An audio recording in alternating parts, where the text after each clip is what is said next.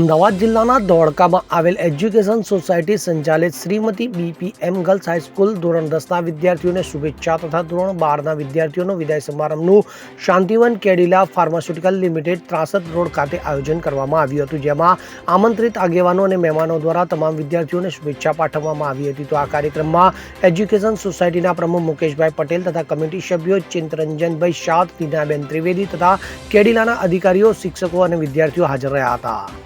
ઇદ્રીસ શેખ સાથે CN24 news, Dholka. હવે જુઓ દેશ દુનિયાની તમામ ખબરો તમારી આંગળીના ટેરવે. ઉઠાવો મોબાઈલ અને Google Play Store પરથી ડાઉનલોડ કરો અમારી CN24 ન્યૂઝ મોબાઈલ એપ.